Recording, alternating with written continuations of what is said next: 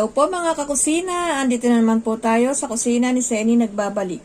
Gusto nyo bang malaman kung paano gumawa ng salted peanut? So just keep on watching until the end. Tuturuan ko kayo kung paano gumawa nito.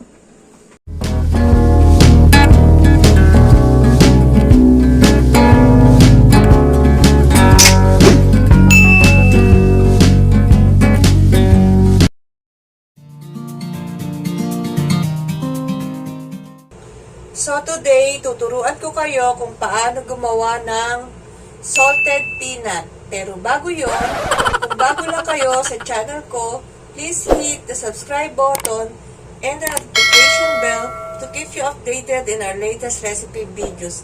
Sobrang na-appreciate ko po ito. So these are the ingredients.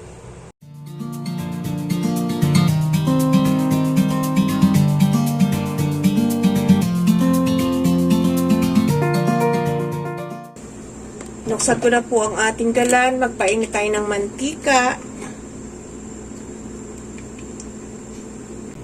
So, ayan po.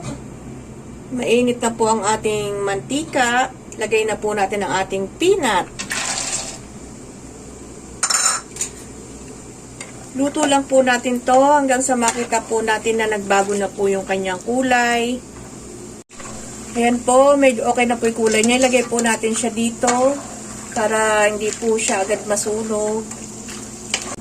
So, ayan po, inilagay ko po siya dito para madali na po siyang maiangat pag naging okay na po yung. Pero ito po okay na po, 3 minutes lang po, okay na po siya. Luto na po itong ating mani. Huwin na po natin siya at iset aside lang po muna natin. Magluluto naman po tayo ngayon ng garlic. Sasabay ko na rin po dito yung sili natin.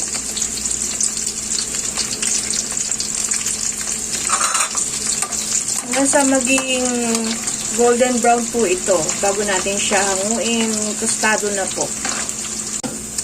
Medyo okay na po ito. Ilalagay ko po siya dito sa ating strainer para hindi po ako mahirapan mamaya sa paghango sa kanya.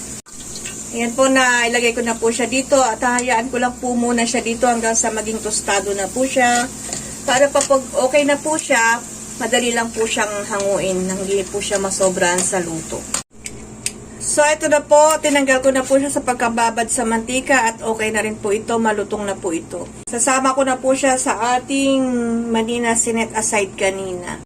Lalagay lang po natin siya dyan. Then, lagyan po siya natin ng konting asin. Depende po yan sa inyong gustong pang-alat. Kung gusto nyo pong medyo maalat, pwede naman po. Pero konti lang po kasi baka masyadong maalat. Then, haluin lang po natin para maging pantay yung alat niya. Yan, ganyan lang po siya. So, ito na po ang ating finished product. Pwede nyo rin po itong maging negosyo. Ay, nako, dami pong yumayaman dito sa ating pagbebenta ng mani.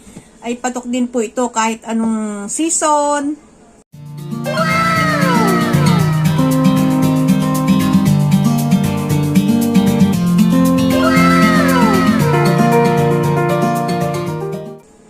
So, sana po ay mayroon po kayong natutuhan sa ating recipe ngayon kahit kaunti lamang po. If you like this video, just give me a thumbs up and don't forget to subscribe and hit the bell button for our latest recipe videos that we will be uploaded like this. Share nyo na rin po mga kakusina para madami pa pong makapanood at matuto sa ating recipe videos.